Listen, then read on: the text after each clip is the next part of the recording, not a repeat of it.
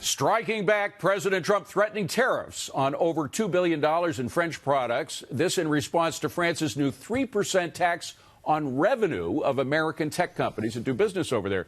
U.S. tariff would hit champagne, cheese, handbags, those expensive ones, makeup, soap, wine, and a lot more, all taxed at a 100% rate above current prices. This affects $2.4 billion in French imports. France saying there will be a strong response if the U.S. follows through.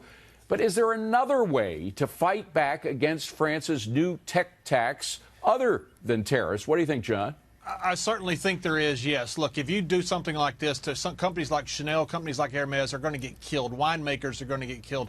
Those businesses have nothing to do with this trade war, with this digital tax, anything that's going on that the president is dealing with. They should not be affected by it. This is where the president should not be dismantling the WTO. This is where the president should help reform the WTO. So let me just get a specific. Let me press you on this. You say there is another answer besides tariffs. What is it? Just getting an edict from the WTO? Yes, I would try to put some teeth with the WTO instead of trying to strip the teeth out of the WTO. I would have the U.S. try to reform the WTO and then go to them with disputes like this, because WTO has ruled in favor of the U.S. in many of these cases.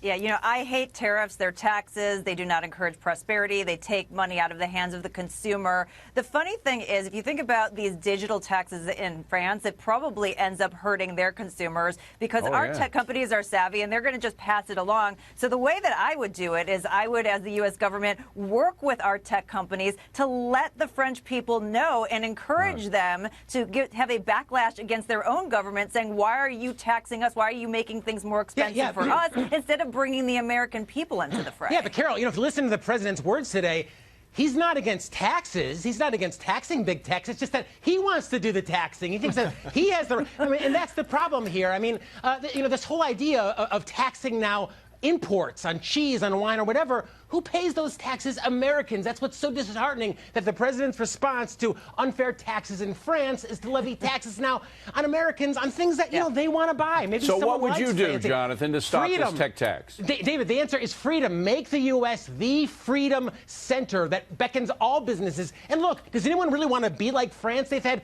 10% unemployment for decades since the socialists came to power, and no real innovation, no technology. By the way, have freedom in America. That's all you need. I'm the only one with the solution, so Kristina, help me out. Let the women win this one. Well, I'm actually going to take. I put it in the WTO. Guys, may I chime in? Just the United States has somewhat of an argument, given this digital 3% tax is exempting French firms. They have a corporate tax that benefits those that are domiciled in France. So I do understand the argument that the United States is going forth, and I don't understand why France is moving ahead of first mover advantage without getting any of the European countries behind it. Not even waiting for the OECD that said that they were going to, move forward in 2020 with a plan. So France is kind of sticking themselves in the butt by doing this. The United States is going to make more money off of all of these tariffs versus what France is going to make off of the tax. And maybe we can all switch to Velveeta. I don't